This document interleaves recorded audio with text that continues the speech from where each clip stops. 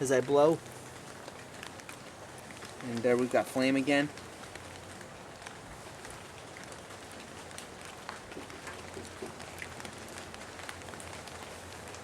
So keeping the fire going is no problem with these either.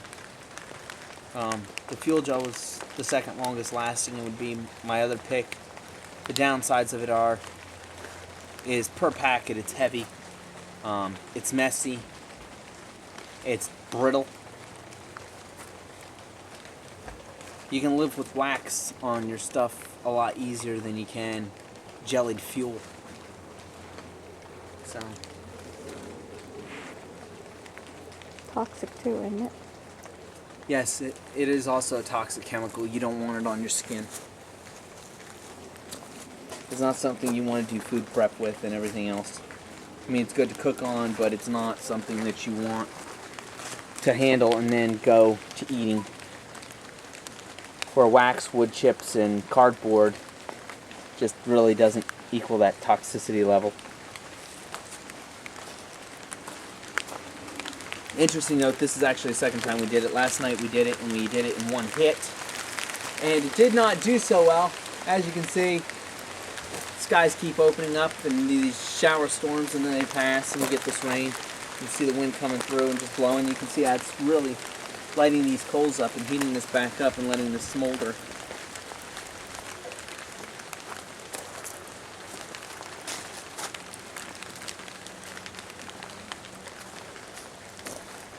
In a real outdoor situation, I wouldn't be using all this wet stuff. We'd be going up to some of these fir trees and stuff and pulling some of these dead limbs down and breaking them up.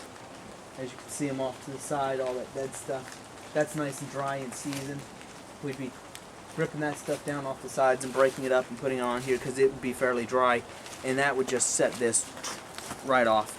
You'd have a bustling fire in no time flat, and you could use some of the larger logs and stuff to really keep this going, keep you nice and warm. So the fuel gel's all but gone. It does have the sticks going. The homemade fire starter has a nice set of coals. It did have a good flame there for a while. Flame on that is starting to burn away. You can see it burned all the way through the sticks. This one's halfway burned through. And we still have coals from it. You can see the coals from the wood pellets here. There. So it gives you a good bed of coals to play with. Some of the stuff I knocked off to the side to stop. But you can see in the main fire ring where it really is still going. It's got the boards going.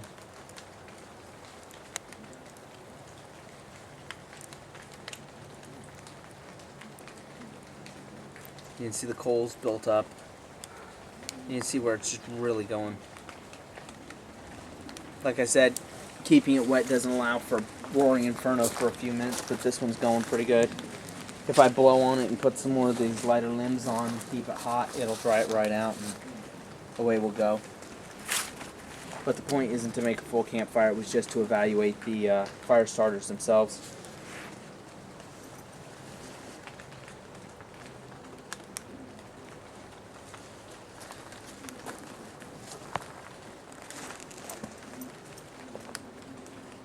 The diethylene glycol or fuel gel is kind of expensive. It's about $1 a package. I'm not too worried about it. I get mine from Uncle Sam for free. The only really cool thing about these is what Uncle Sam has printed.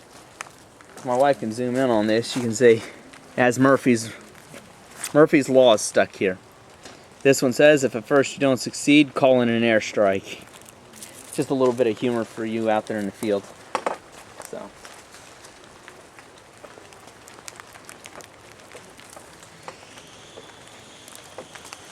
And you can see that fuel gel is burned out and it's just the sticks burning here. And this one's burned completely through.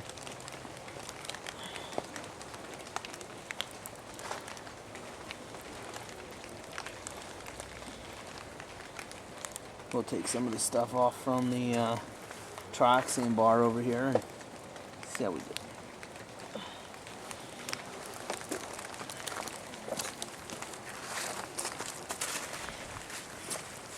And like I said, I do love this being waterproof and everything else. You can kneel down on the ground and I'm not getting wet at all.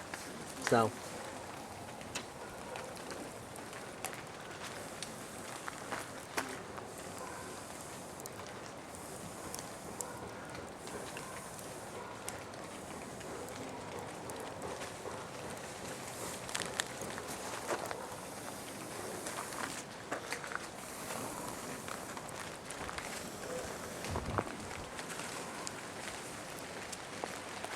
we can see it gives you a good set of coals to just light that right back off of. My wife can come over here and get down. You can see that cluster of coals down there where that starter is, where it still has all those wood pellet coals going.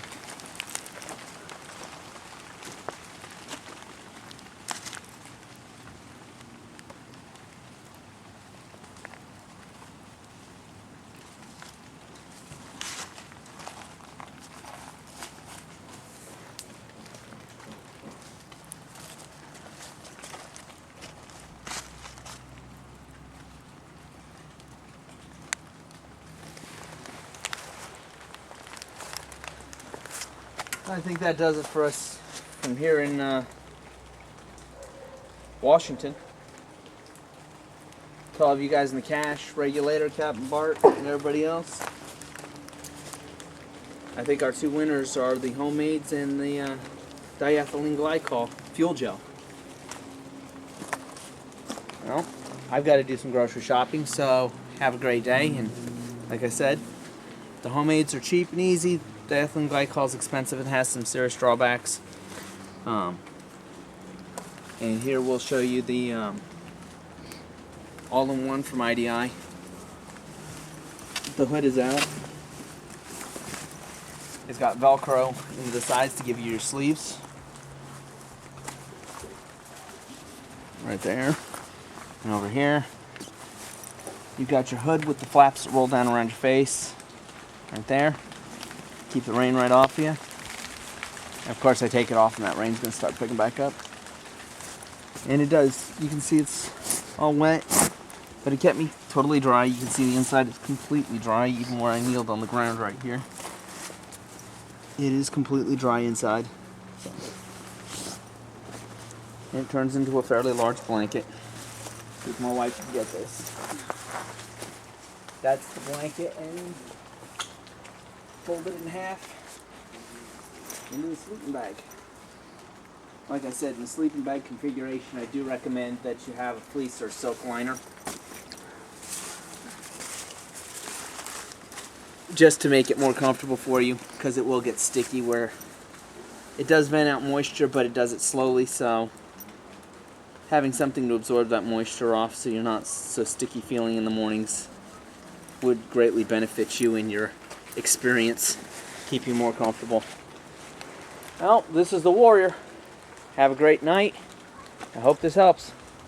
Bye.